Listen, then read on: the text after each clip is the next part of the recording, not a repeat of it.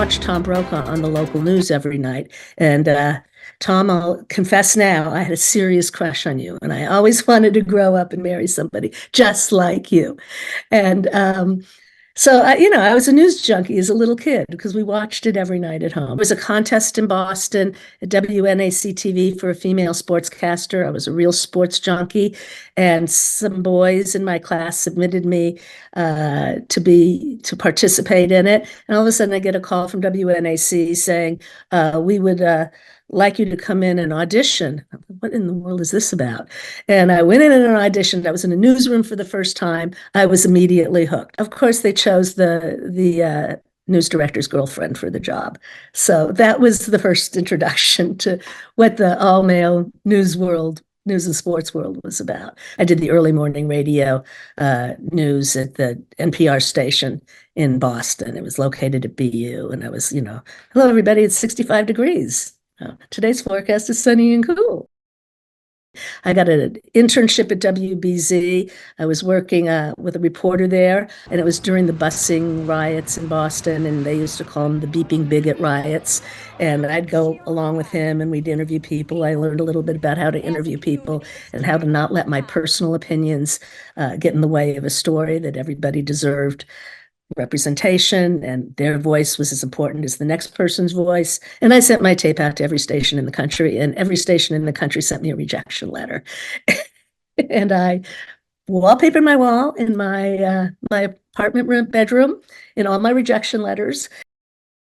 In Phoenix, I was like a little puppy, who didn't know anything, really. It was my first television news, full-time news job.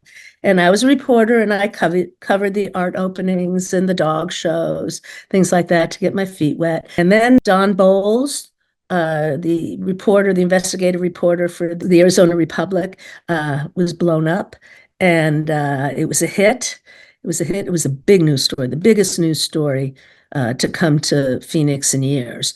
And I got assigned by the station to be the sort of field producer liaison with the station with to an NBC crew and correspondent who came to town. And that was Rick Davis and Houston Hall and his sound person. And they really taught me what I was doing. I mean, they put me through the ringer. I did much of their research, much of their work. They turned me into a real journalist, those guys. It is a moment frozen in time. A group of journalists posed on a jungle airstrip in South America. One day later, 3 of these men and the U.S. congressman they were traveling with would be murdered by members of an American cult.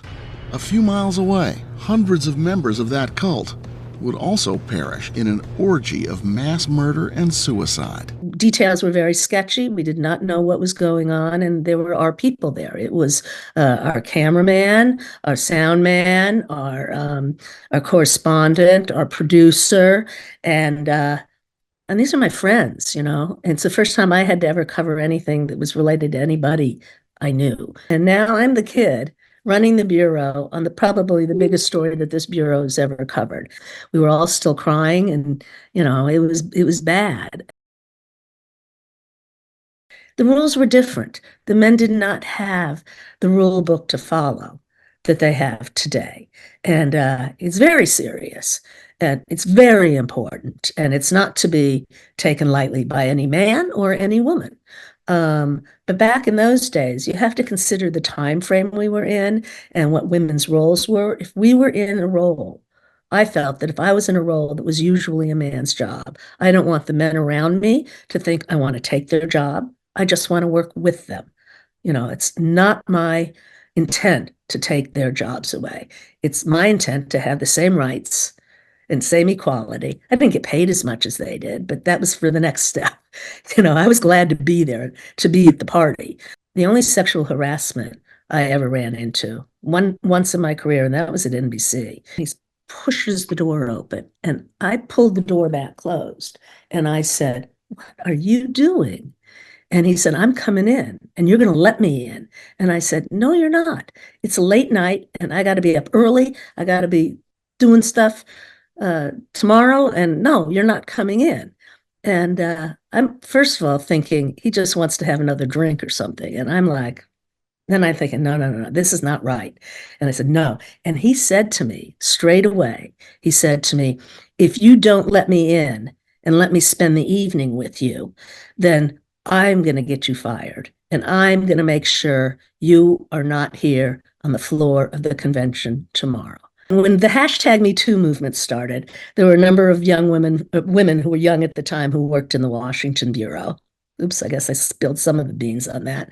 Um, worked in the Washington Bureau, and we all got together on the telephone and talked about the question of sexual harassment and how do we deal with it? Were we ever harassed? And there was one person who had attempted to harass us all. And that's all I intend to say about it because I'm not out to get anybody. And as far as I know, the person's alive. So, and I don't need to hurt that person or the family. That's not my goal. But women should be aware, and you can stand up and no, nobody can tell you, I'm going to get you fired, you know. And even if they are the boss, there's other people that you can tell in these days. And that is so, so important.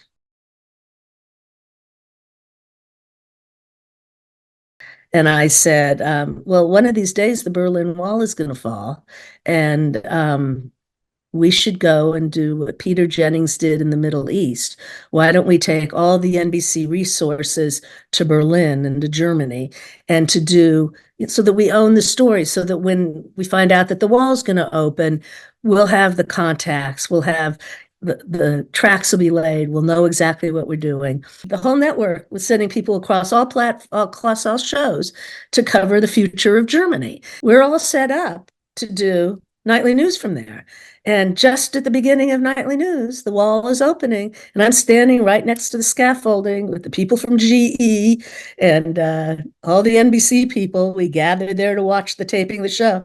People are pouring over the Berlin Wall. A historic moment tonight. The Berlin Wall can no longer contain the East German people. Thousands pouring across at the Bornholmer Bridge. NBC Nightly News with Tom Brokaw. Tonight from West Berlin. Good evening, live from the Berlin Wall on the most historic night in this wall's history. What you see behind me is a celebration of this new policy announced today by the East German government that now, for the first time since the wall was erected in 1961, people will be able to move through freely. We did win an Emmy for our coverage of China. So there was a handful of us, a small group, because nobody thought anything would happen over the weekend. So we were there kind of babysitting the story. I'm watching all these troops come in, tanks coming down the street, and we go into full mode, found anybody who wasn't in a safe place, got them into a safe place, or make sure they had what they needed to cover what was about to happen. A brutal massacre of Chinese students and other protesters by the Chinese army. The death count goes on tonight, and it is at least in the hundreds. It may go as high as 1,000 or more, and the fighting is not yet over. China is a nation at war with itself. As a result, the world is a much different place tonight. And they had declared martial law, so we were not allowed to go out on the street and shoot anything. So Tony Wasserman, cameraman, came up with a great idea to put a camera in a box on the back of a bicycle, put Tom on a bicycle, and Tony would ride ahead of Tom, and Tom would talk. But the question was, how are we going to get audio? How can we put a wireless mic on Tom, and what camera? It needs to go to a real camera. It can't go to one of these little home video cameras in those days. And so I said, I got it. I'll take the sound man in a car with me. I'll take a home video camera. I'll shoot Tom and Tony going past us and stuff. And we'll do the jump of the audio from Tom on the bicycle to the sound man in the car. I know this may seem a little unusual, but it's one of the few ways that we can show you life in the streets of Beijing without getting in trouble with the authorities. We took off not knowing whether I was going to get shot or whether they were going to pull this off or not. And I rode behind Tony. I was wired up, and we could sync it up later. And to our surprise, no one stopped us.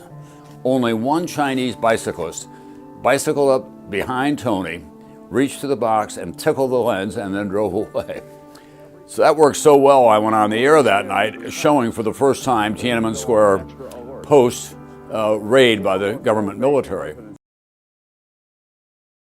I did a feature piece for one of the NBC news magazine shows. It's Marshall, Missouri. It's a small town in the middle of Middle America, almost halfway between the Kansas City Royals and the St. Louis Cardinals. But if you're not into baseball, it's okay. There's always the Marshall Philharmonic Orchestra. There probably would be no Marshall Philharmonic if it weren't for Harold Lickey. He's been needling this orchestra on for almost 23 years. He will always be Mr. Lickey, the watch fixer who pieced together a Philharmonic orchestra. But this is a people's orchestra, the butcher and the baker and the security guard. Anybody who can play anything, as long as they can learn.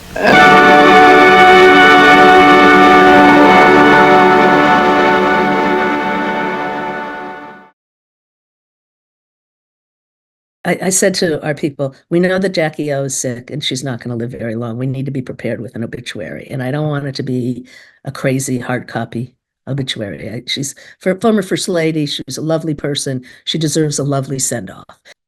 We led the show that night, and we got a call from Ted Kennedy saying it was the nicest obit that anybody did. I'm not sure that it was the right decision to do hard copy. I stayed for a year because my contract was up, and I really did not like the business I was in.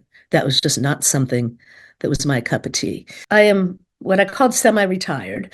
I decided after 20 years of having my own production company and doing hours and hours of shows, I quit and I decided it was my turn to give back. So I became a professor, an adjunct professor for Syracuse University. I teach the rapidly changing media ecosystem. It's a class called Hollywood Game Changers. I take the kids on field trips so that they get used to going into office buildings and into boardrooms, and I introduce them to agents, into managers, to people who run AI companies. It's fabulous for me because I get to keep learning. There's no such thing as no. Don't take no for an answer. If somebody says no, well, figure out how to turn that no into a yes, or figure out how to get a yes from somebody else. So I always like to say two things, just like Nike, just do it. And number two, some advice my father gave me once when I was young. If there's a do not enter sign standing in front of you and you really want to go in, move the sign to the side and go in, but be careful. I really think journalism is in need of very strong, good journalists who know how to be objective, and journalists who know how to cover stories, and journalists who have a passion and a curiosity. Any young woman or young man who's got a passion or a curiosity for things is ripe for being in journalism if you can write. The most important thing, the biggest advice is learn how to write.